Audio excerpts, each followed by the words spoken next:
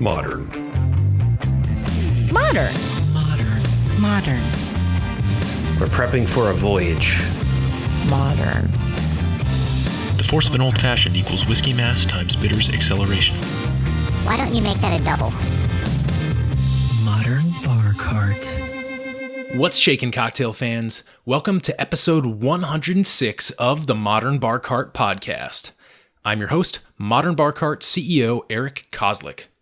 Thanks for joining me for another one of our Bar Cart Foundations episodes where we zoom in on one particular aspect of the mixology experience and really pick it apart to help you make better cocktails at your home bar. This is also an extremely exciting episode because we're finally starting to work video into our workflow. So in addition to the audio-only version of this podcast, we're going to have a video tutorial where I walk you through some of the tools and techniques we discuss. But before we start talking all about this week's topic, which is how to master your garnish prep game, I have a couple important announcements. Announcement number one pertains to, of course, our video initiative. These videos, whether we're talking how-to videos, product features, or live podcast streams, will all live on YouTube. And in order to do things down the road, like monetize our content, link back to our website, other basic things that YouTube used to let you do for free, we need something crazy like 1,000 channel subscribers and 4,000 hours of user-viewed content. So the big favor you can do is, if you enjoy this podcast, please subscribe to the YouTube channel. Go to YouTube, search for Modern Bar Cart, and click that subscribe button. It's not going to spam your email or anything. All it does is make sure our videos show up at the top of your YouTube feed when we release them. So if you're someone who doesn't really use YouTube all that much, you're not even going to notice, but it's going to help us out big time. And if you're the kind of person who does enjoy surfing around and seeing what's new, you'll get our new videos front and center whenever you load up your YouTube homepage. Please do this if you can. These are the sorts of favors you can do to help us maintain extremely nutritious content and keep those ads at bay. Announcement number two is that the Modern Bar Cart squad will be rolling into New Orleans for Tales of the Cocktail later this month. Our schedule's already starting to fill up, so if you or someone you know want to pull up a seat for a drink or record a podcast episode, now's the time to lock it down in our calendar. Email podcast@modernbarcart.com and let us know when you'll be in town and what you'd like to talk about. We are also, of course, going to be doing a good deal of filming down at Tales, so if you do subscribe to the YouTube channel, you'll get to see us running wild, talking to bartenders and distillers, and maybe even getting a little bit tipsy. Thanks for bearing with me through those extremely important announcements, and as a reward, let me give you the chance to make yourself a drink. This week's featured cocktail is the Tequila Sour. If you've ever had a really silky whiskey sour with egg white, then I think this drink is going to be right up your alley. To make it, you'll need 2 ounces of Blanco or Reposado tequila, 1 ounce of citrus juice. For a normal sour, lemon juice is traditional, but for this drink, we used lime, 3/4 of an ounce of simple syrup, 1 egg white, and several dashes of a seasonally appropriate cocktail bitters. We used our Typhoon Tiki bitters by Embitterment. Combine all ingredients in a cocktail shaker with no ice. Again, no ice at first, and give it a good shake until you can hear and feel the consistency change. This is called a dry shake, and what it does is allow that nice creamy, foamy head to form without the interruption of ice and dilution. Those two factors don't do well with the denaturing of the egg white protein. So initially you want to shake it up without the ice, then to chill down the cocktail once you've given that egg white a chance to kind of get shaken up a little bit, then you can add the ice and then it's fine. So once you've shaken it for about 15 to 20 seconds without the ice, go ahead, add a couple nice big cubes and shake for another 10 seconds and then strain into a stemmed cocktail glass and garnish with a dehydrated lime wheel. For a video tutorial of how to make this cocktail and instructions for dehydrated citrus wheels, head over to the show notes page for this episode at modernbarcart.com/podcast or hit up our YouTube channel where you can watch the video. So now that you've got yourself a refreshing summer sipper, let's turn our attention to the subject of this Bar Cart Foundations episode, mastering your garnish prep. The word garnish comes from the Old French garnir, which originally had military implications. It meant to arm oneself or to be outfitted for battle. But as language and time evolved, it took on more of a decorative tone, meaning simply to embellish. And this is where food and drink comes into the story. It's also interesting that garnish is a French word and concept because it was in France that high cuisine was first codified into a gastronomic religion and where the modern restaurant was born. And when we're talking about this particular place and time in history, it's hard for me not to think of the godfather of flavor, Jean-Antoine Brillat-Savarin, author of a series of essays called The Physiology of Taste, or Meditations on Transcendental Gastronomy. As I was skimming through that book, thinking about garnishes and the role they play in the cocktail world, I came across a really interesting little passage in Meditation 14 called On the Pleasures of the Table, where the author draws a distinction I think is kind of key for our purposes in this episode. He states, quote, "The pleasure of eating is the actual and direct sensation of satisfying a need. The pleasures of the table are a reflective sensation, which is born from the various circumstances of place, time, things, and people who make up the surroundings of the meal. The pleasure of eating is one we share with animals. It depends solely on hunger and on what is needed to satisfy it. The pleasures of the table are known only to the human race. They depend on careful preparations for the serving of the meal, on the choice of place, and on the thoughtful assembling of the guests. The pleasure of eating demands appetite, if not actual hunger. The pleasures of the table are most often independent of either one or the other." End quote. What he's saying here is that there are first-order human needs, and then there are desires and embellishments that transcend those basic impulses. The garnish falls into this latter group, and so as you think about mastering your garnish game, I'd encourage you to continue on in the tradition of Brillat-Savarin and really consider what you're trying to accomplish when you add a further embellishment to a cocktail that's already technically complete from a taste perspective. Right? Because if you're not trying to satisfy some mute impulse like hunger or thirst, what you're really trying to do is enter into a conversation with the intellect. So with that general instruction in mind, let's jump into a list of tips and tricks you can use to master your garnish prep game and impress your friends and family this summer when you're entertaining. Tip number 1, do some basic math. Before anything else, you need to procure your garnish materials. That means you should know what kind of drinks you'd like to make and what your garnish is going to be, in addition to how many guests you plan to serve. The basic assumption here is that it's bad form to run out of garnishes halfway through, so buy enough for what you'd like to make. When it comes to citrus, imagine how many peels you can get out of an average size fruit, how many citrus twists. Then do the basic multiplication from there. When it comes to herbs, you can kind of do the same thing, whether you're using a single large basil leaf, a rosemary stem, or a sprig of mint. The moral of the story is, imagine your garnish, then do some basic math before you go to the store. Tip number 2, know your tools. Anybody with a basic kitchen setup can assemble perfectly attractive fruit or herb garnishes. But if you want to get more advanced, it might pay to pick up other tools like decorative cocktail picks, a channel knife for creating thin ribbons of citrus peel, or a microplane for grating nutmeg.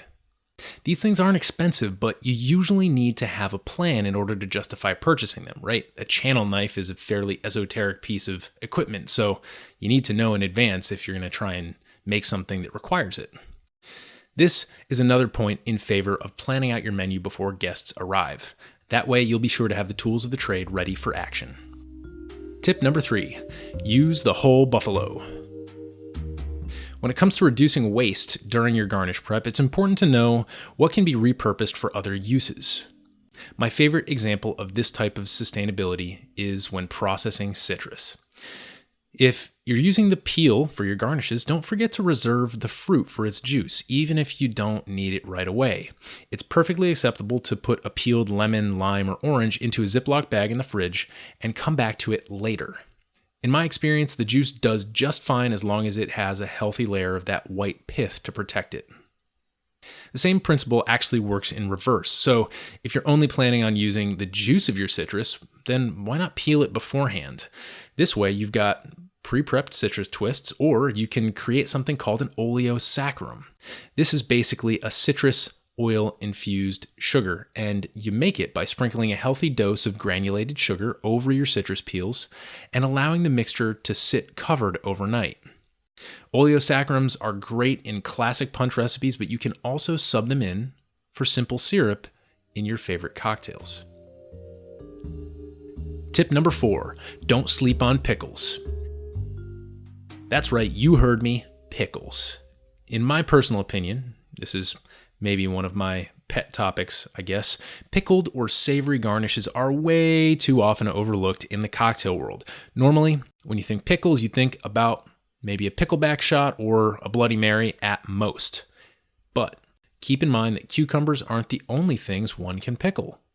Personally, one of my favorite summer garnishes to use in fruity, clear spirit cocktails is a pickled watermelon rind. It's beautiful, and adding a bit of salt or vinegar to the drink gives you a much more dynamic range of flavors than you might otherwise have. So don't sleep on pickles. I think they're a really versatile flavor to add to a drink, and the best part about them is that they're edible garnishes. And who doesn't want to eat the garnish? Tip number 5, think in 3 dimensions. This is probably one of the most important tips I have because it really impacts the way you execute your garnishes in the glass, and that, in turn, drastically affects the drinking experience. To explain what I mean by thinking in 3 dimensions, let's take 2 garnish case studies.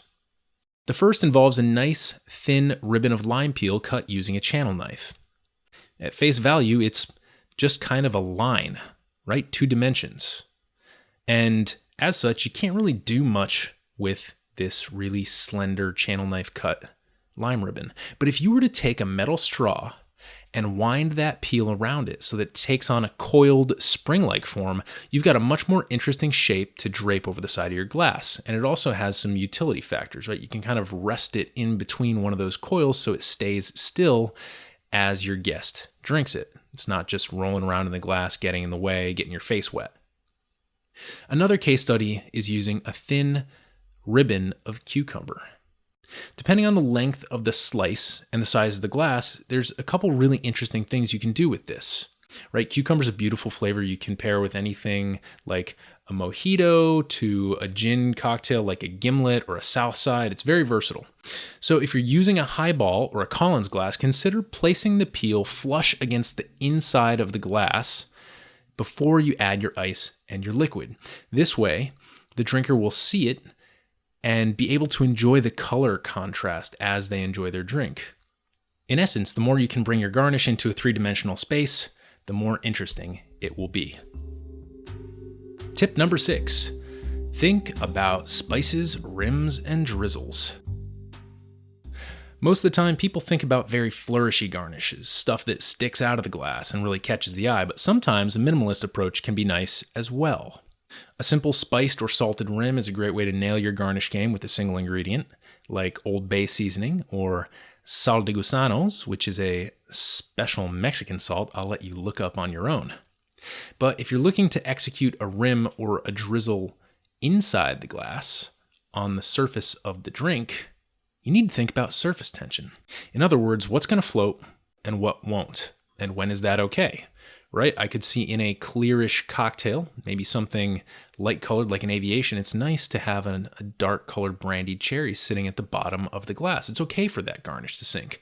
But maybe in other cases, I want it to float. In this case, an egg white cocktail or something equivalent made using aquafaba is a major win because a good foam head will allow you to float whole spices, honey drizzles, or edible flowers like nasturtiums right on top of the drink. The other cool thing about an egg white foam is that it provides a striking blank canvas that can really make your minimal garnishes pop. Tip number 7, manage your moisture. I have 2 moisture-related tips for your garnish endeavors. One involves keeping it in, and one involves removing it entirely. If you're trying to prep citrus twists ahead of time, something maybe like a large get-together, you're serving old fashions or Negronis, I'd recommend storing them between 2 moist paper towels in an airtight Ziploc bag in the fridge. This way, they'll retain their moisture content and springiness during the few hours between when you prep them and when you use them. On the other hand, let's talk about dehydrated citrus wheels, removing that moisture. These are super easy DIY project that you can do the night before a cocktail party, and I promise you'll score major craftiness points for this one. All you need to do is slice your lemons, limes, or maybe even something exotic like blood orange into 1/4 inch to 1/2 inch wide wheels, and then lay them on a cooking tray lined with parchment paper and place them in the oven overnight with the oven light on. After 8 to 12 hours, you'll have some beautifully dried citrus wheels. You can also slightly accelerate the process by turning the oven on to a low setting, like 175 or 200 degrees. But when you do this, you're at greater risk for the citrus burning or sticking to the parchment paper. So be careful if you want to accelerate the process, and just make sure to check in more frequently. Tip number 8, safety matters. Now, garnishes might seem pretty safe, but there are a couple key risks you should think about as a host. One is to make sure you specify whether they're edible or not. The last thing you want is somebody swallowing something that's supposed to be merely decorative, or cracking a tooth on something that looks soft but has a hidden seed or pit. Safety also involves making sure you do your research about your garnishes. Not every flower is edible, and not every sweet-smelling herb is something you want to swallow, or even something that you'd like to infuse your drink with. So please try not to kill your guests in the name of a pretty drink. One great resource for this is the FDA's GRAS, G-R-A-S, generally recognized as safe designation. You can follow the link in the show notes page, where you'll find a ton of resources pertaining to all sorts of edible and non-edible stuff. Basically, if something is generally recognized as safe, you don't have to worry about it too much. Tip number 9, contrast is king. If you want to make your cocktails really stand out, it helps to select garnishes that have good contrast appeal with the color of your drink. So if you've got a dark colored cocktail, think about a nice, bright, vibrant garnish. And if you have a clear or light colored drink, go for something that's going to interrupt that pattern with some dark colors. This contrast theory also applies to flavor pairing between the garnish and the drink. In general, you either want to really complement the drink or really push against the drink's flavor profile and go in a completely different direction. So an example of a really safe non-contrasting garnish is the lemon twist in a classic martini. It contrasts just enough with the clear cocktail to be noticeable, but it also pairs really seamlessly with the gin and dry vermouth. An example of a really bold, hyper-contrasted garnish would be something like a skewer of smoked pineapple chunks on top of a Negroni. Both the flavor and the color are headed in a completely different direction than the cocktail itself, which teaches you something about both the garnish and the original cocktail. And finally, tip number 10, garnishes ain't serious. That's right, leave it to me to go on and on about how to up your garnish game and then turn around and tell you it's not serious. I mean, don't get me wrong, it's important, but it's not serious. What I'm trying to say is that all garnishes, at least to me, have a sense, or should have a sense, of levity. You're elevating your drink, but you're also contributing a sparkle of lightness and creativity to the end product. A garnish should be a conversation piece. It should be celebrating something, whether it's the season, the occasion, the company, or anything else under the sun. So please, if you ever find yourself taking your garnishes too seriously, that might be a sign that you're going a little overboard. If you can't enjoy them yourself, then what's the point? I hope you found these tips helpful and thought-provoking, and that you're inspired to get out there and experiment with bold new garnishes as you continue your journey as a home bartender. You can always tag us at Modern Bar Cart on Instagram and Facebook when you show off your favorite cocktails and the garnishes that come with them. And honestly, we love that. We love reposting all the creative stuff our listeners do, so don't be shy. Until next time, I'm Modern Bar Cart CEO Eric Kozlik, reminding you to drink responsibly and experiment boldly.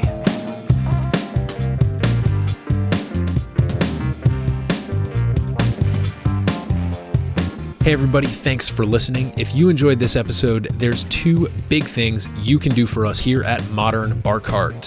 One would be to tell your friends and family if you think they'd enjoy listening to us talk about cocktails. And if they don't download podcasts, they can always stream our episodes on their desktop directly from the show notes page at modernbarcart.com. The other thing you can do to help would be to head on over to iTunes or wherever you download your podcasts and leave us a review. 5 stars are great, but we're more interested in your feedback. And the beauty is, the more reviews we have, the easier it will be for other folks out there to learn about our show. We're trying to start a cocktail revolution here, and by spreading the word, you're helping us fight the good fight. You can always reach us by emailing podcast@modernbarcart.com if you're looking for cocktail or bartending advice, or if you're a pro who would like to pull up a mic and be interviewed for all to hear. Also, definitely follow us on Instagram and Facebook at Modern Bar Cart for cocktail porn, recipes, and entertaining tips. And keep an eye out for new product releases and special offers, which are happening all the time. We love our listeners, and we really enjoy giving you exclusive discounts and sneak peeks at our latest and greatest cocktail projects. This episode may be over, but for you, the mixological fun and adventures are just beginning, so remember, folks, drink responsibly and experiment boldly.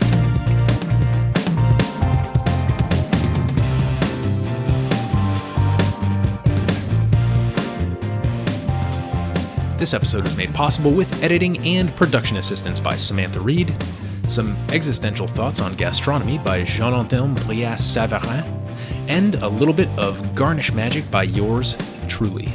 This has been a Modern Bar Cart production, copyright 2019.